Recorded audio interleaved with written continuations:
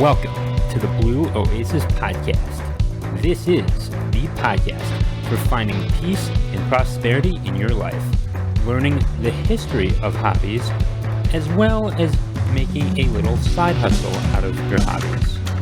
If you want to find balance in your life and find peace, this is your show. Get ready. You're listening to the Blue Oasis Podcast. I am your host, Adam Rothstein. All right, let's get to the show. Good morning, good afternoon, and good evening, everyone. This is episode 50 of the Blue Oasis Podcast, and it's a huge celebration for me. Today we are going to be talking about soccer, the sport of kicking the ball into a net, or if you're European or somewhere not in North America, yeah, it's football to you. And to me, football is, tackling and a quarterback, or otherwise known as the field general, launching bombs and moving his troops down the field to score, to break through the enemy's forward defensive line. That was a long one. So, soccer, the history of it.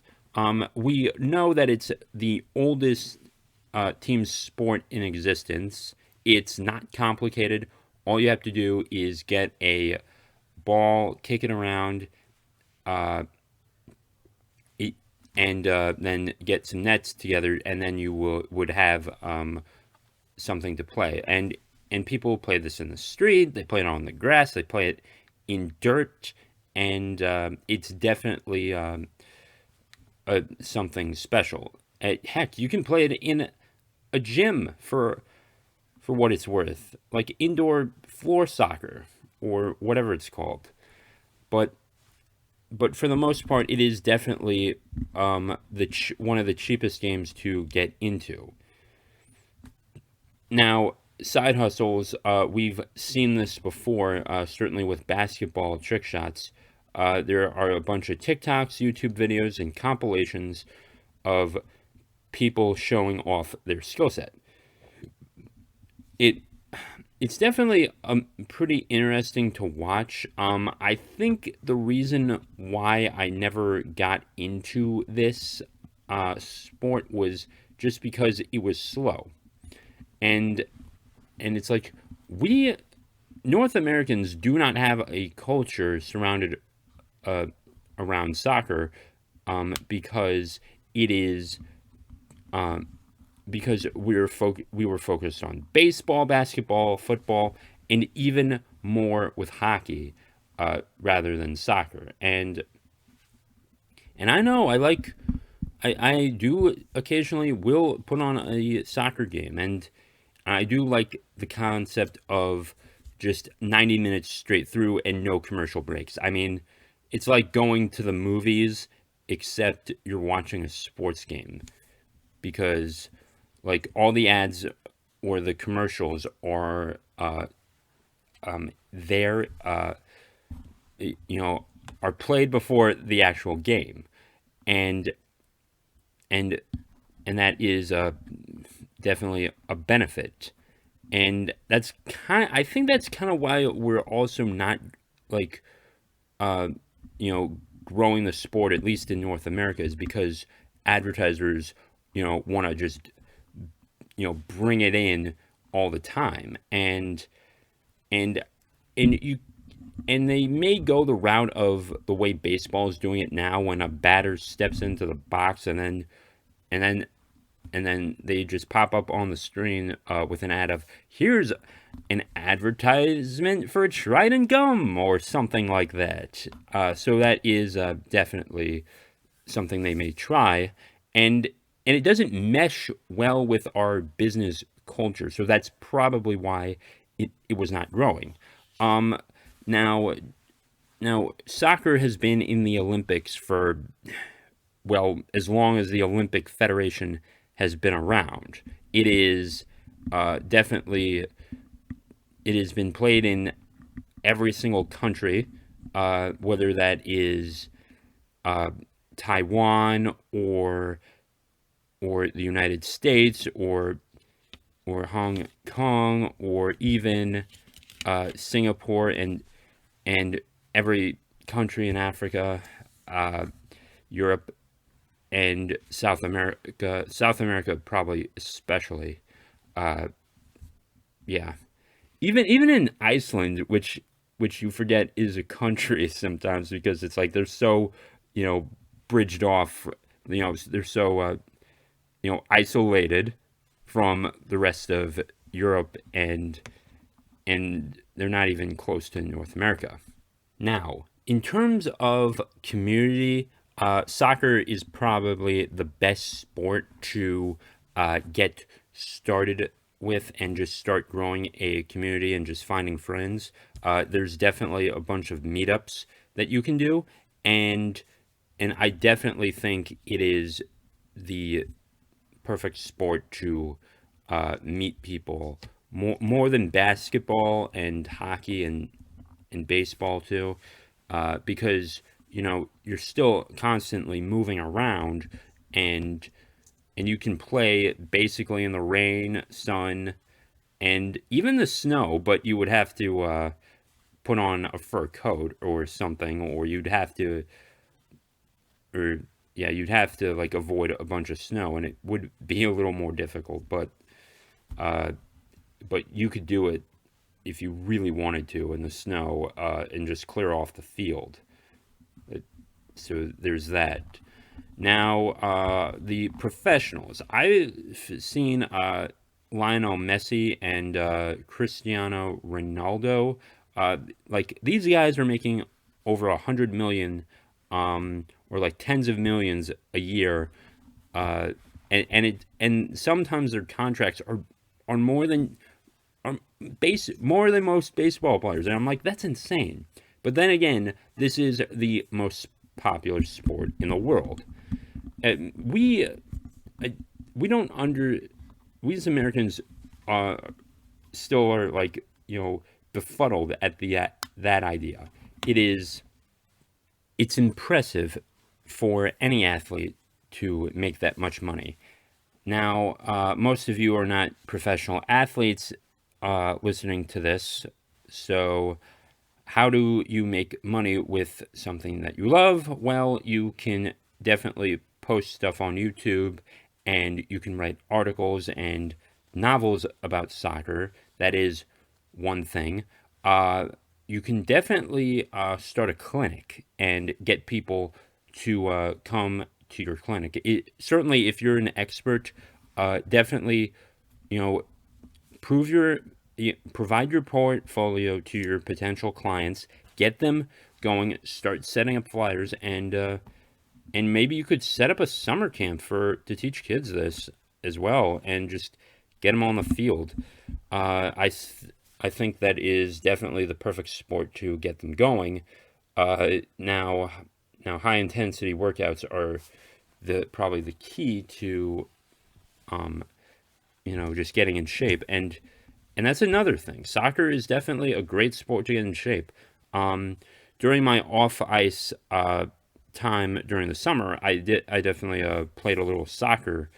Um, uh, During the summers of my childhood or of my teen years, I definitely played with a soccer ball and just got in shape, and it is good hand-eye coordination as well, or knee-eye or foot-eye coordination if you want to be specific.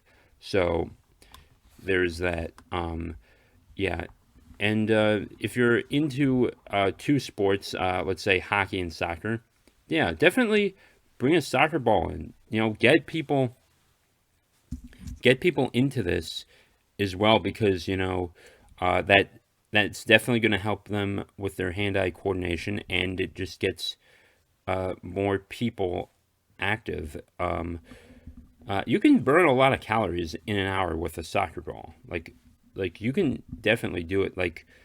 And and and if you're high intensity, if your workout intensity is high enough, you'll burn calories. Ugh, yeah. All right, let's go to the advertisements, and we'll get right back to it. So, ladies and gentlemen, Dribbling Freedom is out now on Amazon, written by yours truly. So, in this book, Tim Burke is studying to be a lawyer, and he is trying to, and along the way, he learns about property rights and why, and all about eminent domain. He finds a mentor, and he winds up defending or helping to defend this woman whose house got destroyed, and because the NCAA and the University of Pittsburgh wanted to build a football stadium. So it there's a lot in this. I go into the environment a bit, but ultimately this mirrors the court case of Kelo versus New London. And if you want to learn more about that, check out the book. Okay.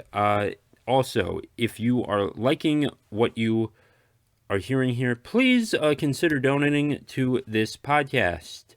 $1, $5, $2, $300. I don't care. Anything helps to get this off the ground. And if you consider donating to me, I will put all that money back into this podcast. So link is below for this show, and definitely click on it and consider donating. So yeah, there is that. Also, links to all my other channels, my YouTube channel, everything of the sort will be in the show notes of this podcast. So definitely check out the show notes, and let's get back to it. So back to history. 1908 was the first Olympics, and soccer was in it. Now, in terms of the World Cup, the first World Cup was played over 90 years ago in 1930. So that was that's almost ancient times in terms of what the World Cup was. If you consider modern day anything past 100 years. The first World Cup was held in Uruguay, South America. So anyone living in South America who happens to be listening to this podcast, yeah, Uruguay, yeah, a country you never think about. And the first Women's World Cup, you're not going to believe this, in 1991, the first World Cup for women was held in China. Think about that for a minute. China, of all countries, got it done first for the Women's World Cup in 91. And throughout the 90s, women's sports definitely grew. There was the actual women's baseball team, not softball team, but baseball. And as you know, there is a big difference between that and baseball, softball and baseball, rather. So definitely, there's that. Now, soccer doesn't care about your race, religion, anything of the sort. To be good at anything, you need mental toughness, you need physical toughness in most things you do, and you need perseverance. It doesn't care about your race, religion, or color. It depends on how well you play the game and if you're willing to get up and try again. That's a good characteristic for anyone, and it can be learned in a way. And there are definitely points when you can get discouraged. Soccer is definitely a sport where you have to pick yourself up and dust yourself off, literally. You're going to fall. You could get injured, but if you're willing to get back out and try again, that makes the difference. The reason why we play sports is not to go pro, it's to become better human beings. It's about building teamwork. It's about, learning who others are and building each other up. And that's what we need with communities. That is what we uh, need right now in this time with everyone. And if you're willing to do that, then I guess I consider you a friend of mine. Sports have uh, definitely, evolved since soccer, and without it, there are no modern day sports. It's it's incredible that we came this far with sports. Certainly, something like with basketball, which is a form of soccer, and hockey, definitely, because the concept of playing in a rectangle uh, and just putting a ball in a net or a goal uh, has not changed. It's just get more goals or points than the opposing team, and that has certainly helped uh, when developing new sports. Also, I guess you could include lacrosse and field hockey in that category as well, and that is what most team sports are. If you want to start playing and you've never played, pick up a soccer ball. They're pretty cheap. They can go for like $20, and just kick it around in your neighborhood on a field of grass or something, or in a parking lot or something. Just get away and make sure that you're not going to cause damage to any cars or a house or anything. Just go to a field and just start kicking it. And who knows? Maybe you might meet some people and become friends with them. But getting out is the most important thing to develop yourself as a human being. Always. Don't ever forget that from this podcast. Uh, you should, if you find a community of people that just you really bond with, be grateful for that. Don't let anyone tell you that you shouldn't be playing the game. I mean, it is definitely something where 99% of people can play the game, and you are, and if you're listening to this, chances are you can start something, whether that's soccer or anything sport related or just anything to build a community. You can make that difference. But definitely, with this episode, soccer is, or football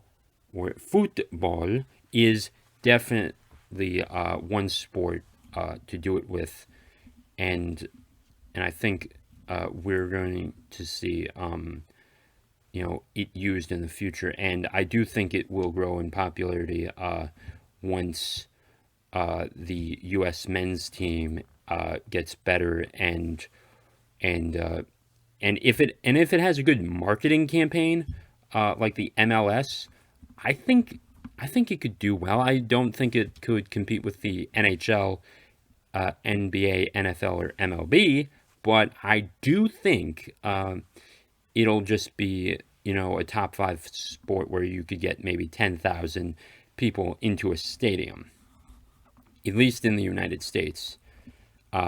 In Europe, you could get maybe 100,000 people in a stadium. Like their stadiums are huge, but it's probably closer to 50,000. They're growing up. I didn't see a lot of soccer movies, and that's probably why I never got into it. But yeah, you can make a difference, and just teach people about the game, and let them know that it's an option. Um, Soccer sign-up fees are definitely cheaper than most sports. Um, and you don't have to pay for ice time. You could rent. I mean, of course, you have to rent out a field, but you compare that to finding ice time. It's better to and cheaper than playing hockey, and that's probably why most parents would rather take that up than send their kid on the ice. Also, you're less likely to get injured from this sport, including basketball. So, if you want a team sport where you're not going to get, where you're less likely to get injured, I definitely say soccer would be that sport. Um, my life could have turned out a lot different, but I actually could have been playing soccer, but that's for another time. Now, ladies and gentlemen, if this rambling and this talk of community helped you in any way, once again, please consider donating to the show. The link is in the show notes on Spotify and Apple and wherever you're listening to this, and on all major podcast platforms. So definitely consider donating.